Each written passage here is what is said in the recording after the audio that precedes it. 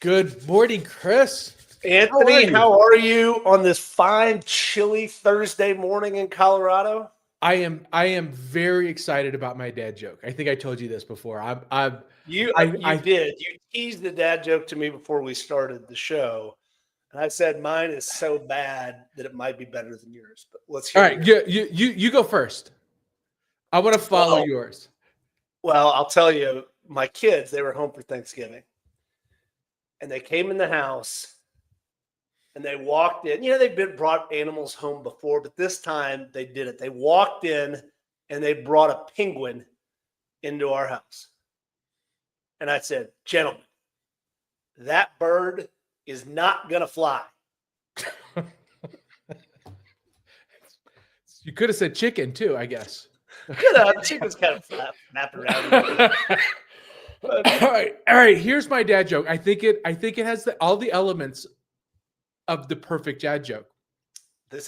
You're putting a lot of pressure on this dad joke right now. I'm probably overselling it, which makes it fall flat. All 12 of our fans, let's sit back and relax. Okay, let's get ready. Where do you take somebody who's been in a peekaboo accident? Anthony, I don't know. Where do you take somebody who's been in a peekaboo accident? To the ICU.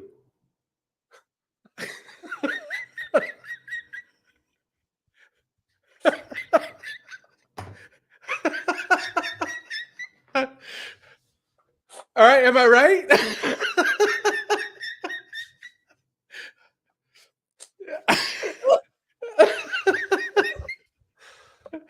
Oh my! Maybe the perfect dad joke. Did I oversell it? It's pretty damn good. It's pretty good. We could just end the show there. I don't know if we'll get maybe at this point we just. Thank you for joining us on House. Wow. I don't know where we go. Do we just stop telling dad jokes now? There's little joy left in my life after that dad joke. That's the peak right there. I just snorted. You made me snort. Wow. That was so bad. My nephew told me that, Luke told me that over the weekend. I'm like, you win the dad joke war of all time. I don't know. I'll ask people that follow the show. If you've heard more than a couple of dad jokes, give us a comment or something and just tell us. I think that one might be the best. I don't know, but I'm thinking so. I was pretty excited about my penguin joke. I thought my penguin joke was going to be pretty good. And then you came and did the peekaboo.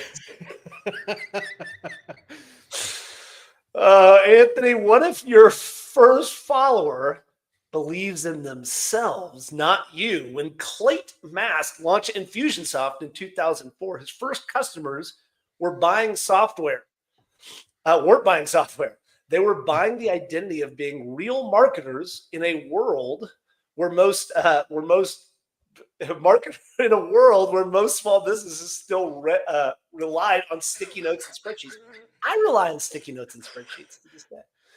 Today on How to Founder, we're going to be talking about the first follower principle and why your earliest believers choose you. I am your host, Chris Franks. With me is a guest today. He is a two-time Mr. Olympia. He has climbed Everest 16 times, 3 times in only jogging shorts. Mr. Anthony Franco. we were supposed to have Brad Bickerton on, and last minute he had to bow out. He's not feeling well today. So Brad's a good friend of mine, and he would not have canceled unless he was on his deathbed. So I hope he gets well soon. me too. Because we were kind of making fun of you, Brad, and Brad's gonna be like, "No, I was actually in the ICU, not for a peekaboo." You had a peekaboo accident. Right, it wasn't a peekaboo accident. But I think the best way to start up this episode is to play the video clip that you queued up for us, Anthony. Oh yeah, let me play this. This is pretty good. If you've learned a lot about leadership and making a movement, then let's watch a movement happen start to finish in under 3 minutes and dissect some lessons. First, of course, a leader needs the guts to stand alone and look ridiculous. But what he's doing is so simple, it's almost instructional. This is key. You must be easy to follow. Now here comes the first follower with a crucial role. He publicly shows everyone else how to follow. Notice how the leader embraces him as an equal. So it's not about the leader anymore, it's about them, plural. Notice how he's calling to his friends to join in.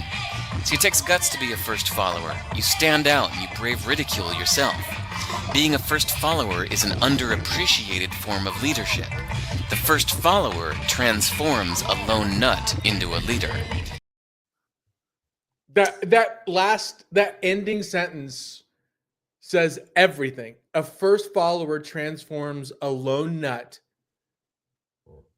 into a leader. Well, I think that we can now finally come clean, Anthony, that I was that person dancing by myself. You were the person that joined me. Thank you, Anthony. Thank you. That little handstand move you did was just outstanding. You had a lot of followers. I mean, Denver Founders had a lot of followers. So. Also, I was on peyote, so it. I didn't remember any of it. All right, let's actually dive into the content here, Anthony. Do the voices in your head count as first followers? Exactly. I got lots of followers. I was yelling at me though, Anthony. Let's start by defining this. I think we just did. I think we just defined the idea of what a first follower is. But talk to me about why it's important. And we were talking before you came on, like this is something you've been focusing on a lot over the last 6 months. Just set the stage for me here. What is a first follower? Why does it matter? Well, I mean, so first followers, I look at first followers, it could be a customer. It could be, the first person that showed up at your meetup. It could be an investor. It could be just somebody that expresses interest, right? So first follower is the person that decides what you're doing is worthwhile getting behind. And they want to attach their identity to the vision that you're painting. It's incredibly important. Yeah. So dive into that just a little bit more, because I think that probably when I'm thinking about this, you think, okay, if I'm trying to create a brand, or if I'm trying to create a company, I'm trying to create some sort of something a little bit bigger than just maybe a software project or something like that. And I'm thinking about Apple as one of those iconic examples of a brand where people really latch their identity onto that brand. Does it have to be sort of one of these big iconic brands? Can it be just something simple, like you said, like a meetup or a blog? Or well, I mean, think about if you're a software developer, you look at the Agile Manifesto. Started with just a small group of developers that developed this manifesto, and there was I don't know who the person was, but there was somebody that decided, I'm going to get behind this, and started pointing people to the Agile Manifesto, and it became this massive movement. So it does not have to be a big brand. It can be. It doesn't even have to be a brand. It doesn't even have to be a company. It can be a phrase or a saying or a meme. Anything that goes beyond 100 people had the first follower that helped make it a thing. All right. So other than my mom, who I think was the first follower of How to Build, moms don't count. Okay, so moms do not count. I just wanted to ask, that was the question. So mom, I forced my children to listen to it when they were in trouble. It was timeout, and they had to listen to How to Founder. So so this is somebody that actually finds value in the content of whatever it is. All right. So take me through, do you personally build for a first follower? In other words, are you trying to think through like who that first follower may be, or is it a byproduct of doing something kind of a larger vision and mission? Well, let me set the stage a little bit differently here. So, the challenge that's been placed on me over the last little bit, is it better to be the leader or the first follower? So, um, the first follower has more responsibility, more of a job than the leader, and because the first follower essentially is the person that's supposed to bring on other followers. It requires a certain amount of humility, a certain amount of being willing to look foolish, um, almost more so than the person that starts the movement. And if you think about like the if you think about like a band, right? The the band has the manager or the agent. The agent's the first follower, potentially. They're the person promoting the band. They're the background. What the first follower has that the band doesn't is the manager can manage multiple bands. So as a first follower, you can get behind multiple movements. You don't have to pick one, whereas the leader, you kind of do. So I don't know, Chris. What do you think? Do you think? I think I've always wanted to be the leader, and I'm reevaluating that. It's the thing that strikes me, and you and I have talked so much about the world of that we came up with, where VC or angel investment was so critical to start a company. And we've said 100 times now that it's way easier to start a company than it's ever been, and you probably don't need that investment. You want it sometimes, but I think that what you're saying is, and this actually kind of reframes some of my beliefs, is that in the world we came up with, angel investors are first followers. There's somebody that hears your vision, knows that you're Yeah. going to screw this thing up, knows that you're going to get it wrong, but believes deeply in the problem you're trying to solve and the market you're attacking, et cetera, and is And willing to you. believe in you. Yeah. Yeah. It's kind of an interesting piece, because I have thought at times, like, I wonder if I could ever be an investor, and I'm not sure that I could.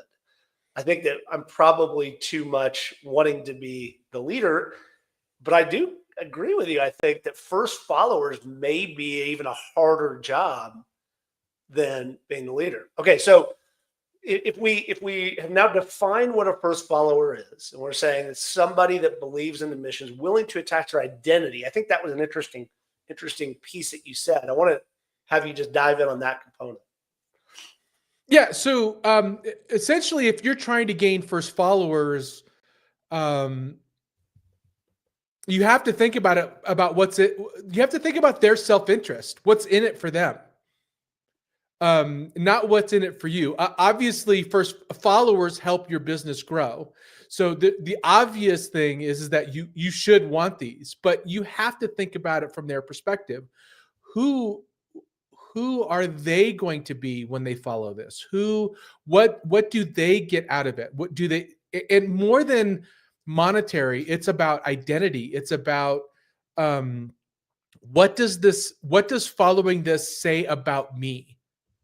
Um, and that I think that requires, Chris, when you decide to follow something. I mean, I'd love for you to answer this. So when you've decided to become a fan of something, was it because you thought you were becoming a part of a cult? Did you think it was because did you think you were becoming a part of a one of a million people that are following this? Or did you think it was because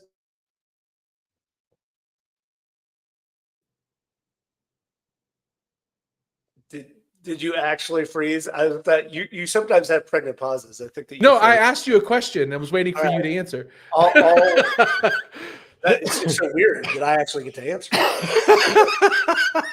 Um, I think that the way that I can frame this is, and I'll say it from probably the biggest organization that I've ever started. And biggest organization meaning the most amount of members, which was Denver Founders. Denver Founders, Josh and I started it. We started it because we were lonely and we didn't have anybody to talk to. And we knew that I knew I was failing. I just didn't have other founders to hang out with. And I think that the piece that was most interesting is that when we started to get people that were coming back week over, or month over month to these events, it was because we were very authentic about what it meant to be a founder and all the hard stuff. It's the same thing that we do with this show. It's just being very authentic to be like, this is crazy. We do this crazy job. We love it, but it's insane. And all this stuff happens that no person that's not doing this job would ever actually understand. And I think that that's an idea of an identity. And then you and I have talked about this, Anthony. We didn't call ourselves entrepreneurs. We called ourselves founders because founders was a broader idea than being an entrepreneur. And it's something that's kind of come even to this show is this idea of founding something is about creating value. I do think that there was a sense of identity that people started to have by saying, oh, I'm a founder and I belong to this group and I want to belong to this group and I see myself in this group. And I have something where I can say, I'm not a failed entrepreneur or I'm not a entrepreneur, whatever that is like, oh, I'm a founder. I have that mentality. Does that fit in this model? Yeah. I mean, is founder bigger or smaller? So you can be an entrepreneur. I think the difference between entrepreneur and founder is revenue. Is that the difference? Like, how would you define the difference? Well, I always use our friend Ford as the example. Ford has a 21-year-old nonprofit that's never made, it's grown and has retained revenue, but it's not a for-profit enterprise. Right. He has created incredible value. He's a founder. You can call him a social entrepreneur too, but he's a founder. Yeah. And then, whereas I a founder, even as my first business was struggling, that I created Denver Founders, which never made any money. As a matter of fact, we, ended up buying the beer for a bunch of years. So lost money in it, but was that being a founder as well? So it was the idea that it was kind of broader, I thought at least, but. Yeah, I think founder. So I think founder actually belongs here in this first follower conversation because a founder does create followers, and followers can mean customers, right? Or investors or employee or hire employees. So yeah, I do think that there's all this baggage also that comes with follower, right? There's this baggage that if you are a follower, you're not a leader. And I think it's the opposite of that. Let's throw away that baggage of being a follower means you can't lead. I don't think that at all. And if you're a leader, you can't also be a follower. I think in order to be a good leader, you have to understand what it takes to follow. You have to practice following before you can become a leader. So, right. but this first follower is so critical. Because it's just like that video by yourself, you're a crazy person. Yeah. By yourself, you're a lone nut. Right. So talk about how did at Denver Founders is a great example. It was you and one other person. Who is the first follower? So you and I'm sorry. The names. Jeff. Yeah. Shirley. Who was the leader? Who was the follower there? Who was the first follower between the two of you? That's a very good question. And I think it probably is similar to like what we did with this show, which is sometimes I'm following you and sometimes you're following me. I don't know that there's and we have enough respect for each other where it's like, hey, I feel really strongly about this. Like, great, I can back off. But I think that the key principle, maybe the learning point here is that you have to be thoughtful about who, like building an audience. And so I think that we came up in a world, Anthony, where Apple was the classic example. And we're talking about this as a follower principle, but you just build a great brand and people will show up. Like you just build a movement, people will show up, et cetera. And that wasn't the case for Denver Founders or some of these other things. It was, we designed it for founders. We wanted to have a safe place. We wanted to, and we'd say it every single time that we would meet. We want you to be able to come and show up and talk to other people. And we want you to have a place where you can just be a founder. You can be honest. You don't have to pitch. You don't have to do any of those things. And so designing for that concept, I think is maybe one of the first principles. And so I want to I want to get into the how component of that in a second, but first giving you that opportunity to reflect is that when you're trying to build something where followers are part of it, they get a vote, right? They get you. You have to try to figure out what it is that they want and need, and that's all those things that we do: getting out of the office, selling, talking to people, etc. Right? Do they get a vote? No, I'm going to challenge you on that. Do they get a vote? So there's two ways to lead. One way is to say, this is the way I'm going, either follow me or not, which could be a lonely path, right? And there are founders that do that. They don't necessarily listen to the people that they want to follow them. They don't even consider that. They just like, this is the direction I'm going. And then people decide to follow them. Forrest Gump comes up as an example when he went out for the run, right? He didn't set out to have people follow him. They just started to. Well, he's a fictional character, right? I agree, but there's founders like that just decide to go this direction and people decide to follow them. Then there's the other type of founder that is purposeful about creating followers, which means they solicit feedback by the people that are deciding whether or not to follow them.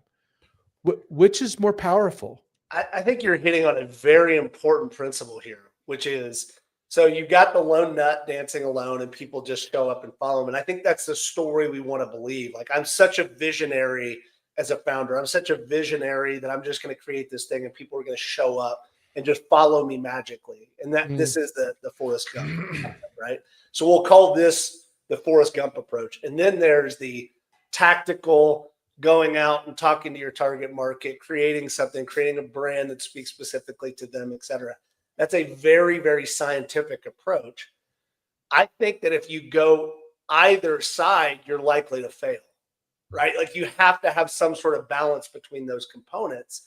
If it is purely designing a brand or a movement or whatever to get followers, I think it'll feel disingenuous. Like, I think it'll feel fake, and I don't think people will follow you. At the same time, yes, there's the Forrest Gumps and the guy dancing by himself of the world, but those are rare. You want to have these somewhere in between those two. I think that's my hypothesis. What do you think? Well, so it has to be authentic. I don't know. Like, I've been cult adjacent. You want to go with the lone nut. Like, I've been cult adjacent, right? I've and what I mean by that is I've witnessed as a bystander, as somebody, an observer, a cult actually get formed. Multiple cults, what I would call a cult. No. What I would call a cult, like you watch these people follow this leader, and you're like, this is they are absorbed in their identity and the founder's identity. Like, what I had a customer that his employees were cult followers. They all created a clone of his dog and named it the same name. Like, that's how like, you watch this stuff and you think to yourself, how did this dude do that? How did he develop that kind of following? And that's not, I don't think that's healthy. Honestly, I don't think trying to develop that following is healthy. So I want to just put that on a side. So if you're trying to develop these cult-like followers, I think there's something wrong with you. I'm just realizing that we're 162 episodes in, and I'm wondering if you've been, like, kind of warming me up to be part of your cult, Anthony. So, like, 200 episodes. I haven't given you that. I haven't given you the hat yet. So worry about when I give you the hat. Quite yet. But then there's authentic. But then now let's talk about authentic following, right? So what I think you were pulling on, Chris, is this notion that you want to provide value. You have a unique perspective on how to provide that value, but you need outside validation that your perspective is truly valuable. And so there's that relationship between leader and follower that is critical for true movements. I say that, but I don't know if that's entirely true. I'm taking a point and then saying that it's not I true. just don't know. I mean, what do you think, Chris? So I think that as I'm trying to like pull this through to a founder and starting to think about what are the lessons here, I think that there is an idea that has evolved over the past decade or two, but it's very, very clear right now, which is you and I, when we first started our companies, we wanted it to be about the company. And that's that idea of servant leadership. It's the idea that we wanted the brand to be forward. We wanted it to be about the team, et cetera. But I think that you and I have learned that founders have to be the story. They have to be your brand early on. Yes, you can shape your brand around that, but particularly in 2025, 2026 and beyond, where AI is such a dominant force and that the tactics of marketing are now easier than it's ever been, authenticity matters dramatically right now. And so the personality, and I don't want to use the word charisma, but it's that energy and passion and focus and desire to change the world that a founder has. And it's the reason we love hanging out with other founders, why we love doing this show, Anthony. Founders are different. They're different people. They have a vision of how the world can be different. And that is incredibly inspiring to me. I would just say more so than ever before, founders have to be the person that is front and center in a company. Agree, disagree?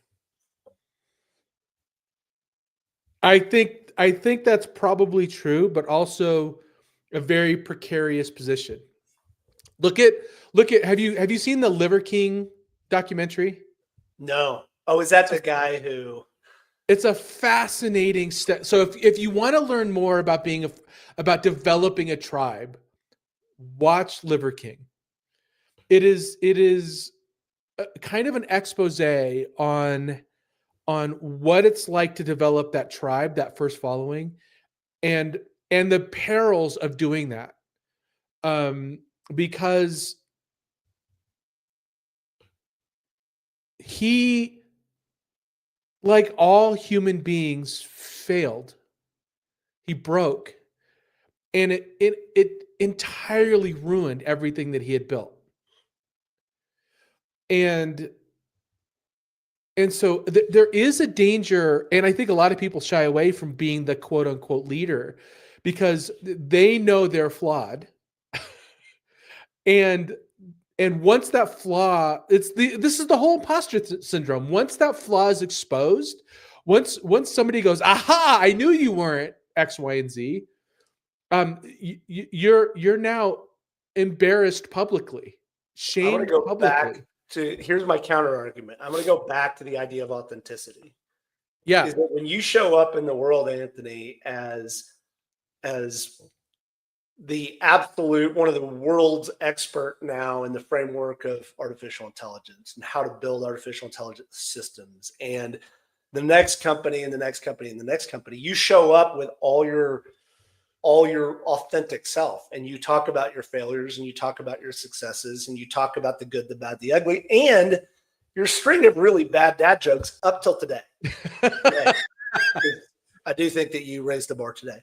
So of those, you're not pretending to be somebody you're not, right? You're just showing up as yourself, and that is authenticity, and being authentic and being vulnerable.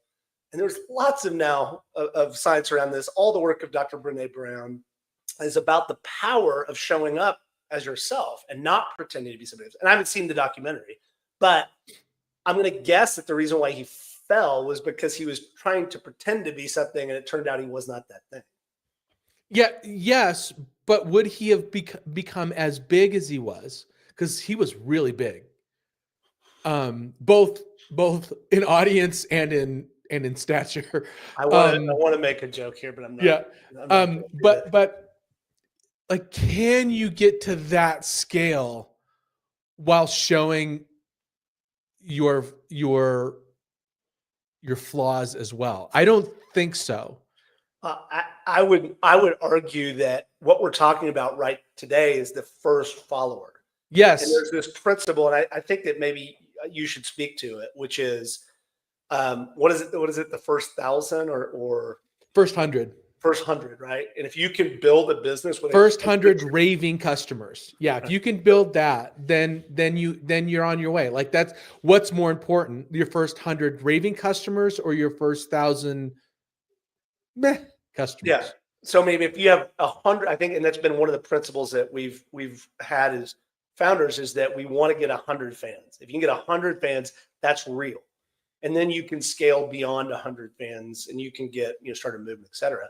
And so the point there is, I'm not sure that you need 100,000 or 1 million or 2 million people following you and being on your every word. And I think that there is this idea now of this influencer movement that we're seeing with social media, et cetera. And there is a level of inauthenticity that exists within that movement. And so I do think that part of this, and I think this is maybe our second or third principle here, which is you can't pretend to be somebody that you're not if you want to develop and build real followers. Well, I wouldn't say, I struggle with the absolute. You can do it, but it's very risky. It's risky, right? And you're probably going to set yourself up. It's highly risky to pretend you're somebody you're not and gain a following behind that. But if you're trying to build a public persona, you have to divorce yourself from that public persona. You speak about it as a third person, right? If you're developing a public persona, you have to speak about it as its own thing, which has amazing amount of risk. Because once you as an individual fail, and you will, because we all do, does the mask come off? I think developing that first follower, it comes down to, will a first follower follow that inauthentic persona? Yes, harder. It can't, or is it easier to find first followers where you're just truly who you are and self-aware and comfortable in your own skin? I think that would be easier. So I'll tell you how I approach this, Anthony, and then we can start to frame this up as the more advice that we can give to founders. Yeah. Which is, it's funny, but it's also has worked for me, which is at Clever Funnel, I realized this along the way, that I needed to be out front, that it wasn't going to be about the brand. It wasn't going to be about anything, this idea of growth marketing and how traditional marketing is dumb and all that sort of stuff, which is all the things I believed. There needed to be an evangelist, and that had to be me. So I built a persona called Douchebag Chris. And Douchebag Chris was the guy who would go out and stand in front of an audience. And you've heard me give these speeches about growth marketing. I'm not inauthentic. I still talk about foibles and how I screwed it up, but I have to put on this persona of being incredibly confident. And then I go back in my normal CEO self, which is incredibly humble, and realize that I don't know things, and that I'm going to learn and try to adapt along the way. But the persona that I'm putting out front, you don't have to call yourself a douchebag. That is a little bit kind of like, not very kind to yourself. But you get the idea that it's actually just a version of yourself where you can stand in front of a room and feel confident and be the person who's saying stuff while still being authentic, but also then going back and being humble and learning. Is that a fair way for us to approach it? Yeah. And I think we're talking about how do you, so if you want to develop a first follower, you have to be followable, right? Yeah. So that's kind of what you're saying. But I still want to go back to that notion that I'm reevaluating this whole decision of wanting followers and just being a follower, being that first follower, getting behind another entrepreneur, getting behind somebody else that I could I could help this person by not being the front man, but by being the person that makes them the front man, that makes them the front woman. Hard thing, because we're, and I'm just talking about you and me. I don't think every founder is the same way, but you and I are wired to believe, like, we have this crazy conflict inside of us of I'll quote one of my favorite movies of all time. It's a baseball movie, Bull Durham. It says the key to baseball is fear and arrogance. And Nuke LaLoosh says fear and ignorance. It's a joke. But so fear and arrogance, which is like, you have to believe that you can do something where 80% of people fail. And you have to believe that you're the person that can do it. And you have to believe that you're wired in this unique way that's going to be the 20%, not the 8%. And then the fear being, you have to be humble enough not to drive through walls and not listen to feedback and not quit when you should quit, etc.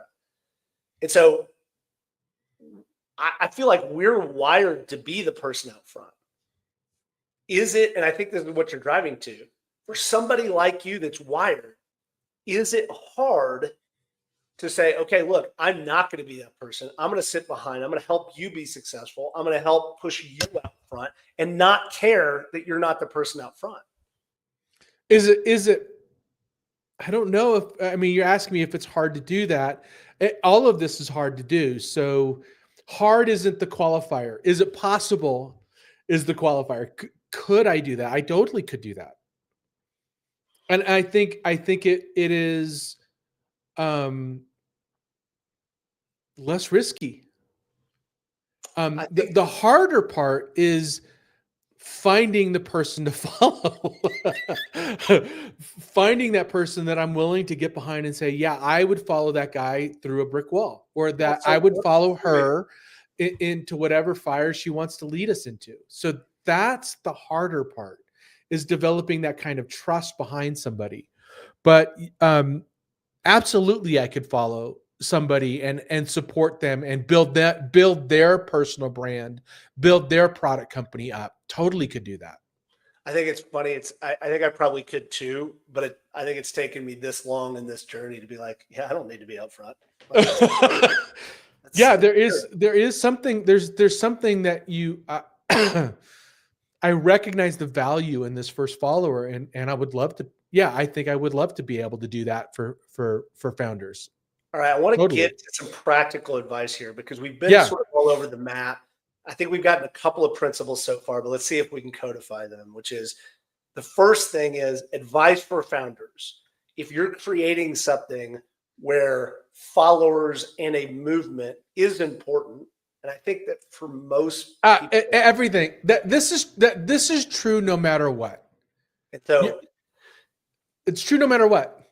I think that there's the first thing that we really came to is this idea of the balance between being the lone nut. In our analogy, we were saying this is the Forrest Gump. You just go out and start running and people show up, and being the person that is not authentic and builds something entirely focused on other people. So there's some sort of balance there. Yeah. I think that the second idea is this idea of authenticity, of you as a founder and you needing to be the voice. I don't know that we've really gotten to a point on that one. Do we agree that that's something that is necessary, that you as the founder, or one of you as the founder, need to be the person that is out front talking? So it's about a human, not a brand. Is that fair? I don't know. Name one person that developed the Agile Manifesto. And it's a huge movement. It's a huge movement. And most people that follow the Agile Manifesto have never even read it, honestly. Nonetheless, talk about the people that built the 12 that built it. So I don't know if it's a requirement to develop a movement that there's a face to it. It can be around it. I think it's around an idea. I think it is around an idea. I think that's more important. I do believe if you're building a company, people want to buy from the owner, the founder. I do think that's important, but I don't think it is the thing. It's around the idea. I think first followers require a really strong idea first. Okay, I think I will agree with the idea of being paramount. And I agree with the idea of being bigger than a company, right? It's got to be bigger and wider, and it's got to be about how the world is changing and how the world will be different. That's the sort of Yep. leader you need to be if Yep. you want to have followers. Yep. And so if you're creating a company, if you're creating an idea, I think one of the larger components here is you're not just solving a technical problem, or you're not creating a product, even though that's every bit of our day to day. You need to continue to attach your company to the larger vision of how the world will be different. Yes. Yes. And So you look at that video, right? One thing is you have to. So let's talk about that video. So good because it listed a bunch of things that are required. One, you have to be unique in order to be followable. You have to be different. Like, what am I following? It has to be distinct. Two, you have to treat followers as equals. Like they're a part of the tribe. Now they're part of what you're doing. You have to be easy to follow. What I think that means is you have to answer the question immediately, intuitively, without words. What is this thing that I'm following? Which means you need to be really clear on voice, really clear on that idea. You have to be. Otherwise, you're following something that's trying to do 10 different things. No, people follow something that is going in this direction, this one thing that is so easy to comprehend that they could explain it to another friend in a sentence. So I think this might be our final point before we move into the speed round, which is the what I'm taking away from this conversation is that founders have to be evangelists. And evangelism is slightly different than being somebody that can pitch their company, somebody that can do this. Is if you're trying to develop a following, evangelists are people that talk about how the world's going to be different and about how your solution can help deliver that to the world. And you're evangelizing to everybody. And a co-founder could be your first follower. A investor could be your first follower. You have a whole group of people that could be your first follower that can start to give you this traction, this idea. But and we've said it all the time, Anthony, is that you got to be able to tell the story of your company. I think that what we're saying there, I'm using the word evangelism, I think it's the right word, is you've got to be able to tell that story in a very clear way. Is that a fair summation? Yeah, I think it is. And I want to underscore why does this first follower matter so much? So if I said, Chris, the audience should follow me, our How to Founder audience should follow me. I'm the driving force behind How to Founder. If I said that, you may or may not believe me. You probably wouldn't. But Chris, if you said everybody should follow Anthony, that has different weight. That has much more credibility than somebody saying something self-serving. So first followers give that third-party objective, perceived objective opinion on why to follow this. So followers have way more impact on the success or failure of a company than the founder does. Way more impact. This gets back to the foundational research of Cialdini, which is called social proof. Social proof being one of the absolute most foundational things that we as humans look for. Yeah. And so if you can manufacture social proof, but I think true, authentic social proof of having followers actually matters a lot. And it's funny, Anthony, I'm thinking about early days of social media and when we were all on Twitter before it became X and we were trying to get followers and we were trying to do that.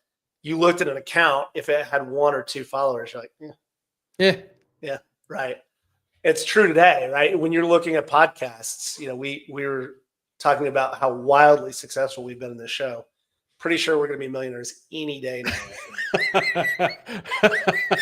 we have no monetization strategy. No monetization strategy. And we do have followers. We do have followers. Yeah, it's pretty good.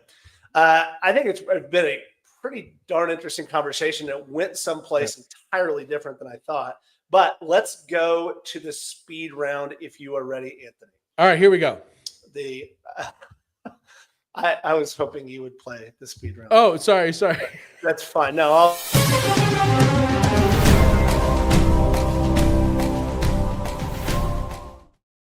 thank you very much. I was slow on the uptake there. Your first follower built the tribe. You built the product. Whose name goes on the company?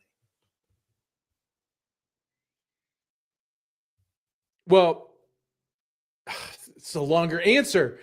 It's yours, not because of an ego reason, because the first follower can't also be the person that's on. A first follower can't follow themselves. So if the first follower needs to follow something. First follower publicly disagrees with your direction. Should you fire them?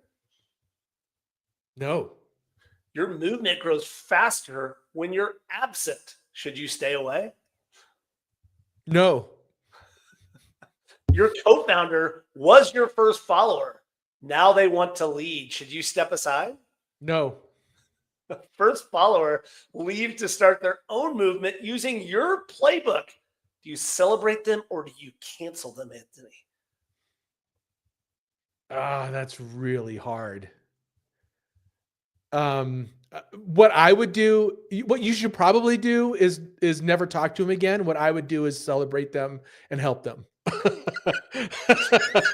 Makes you a good person and a terrible cult leader. I think that's what we've decided. Exactly right. Exactly right. Anytime soon, Anthony.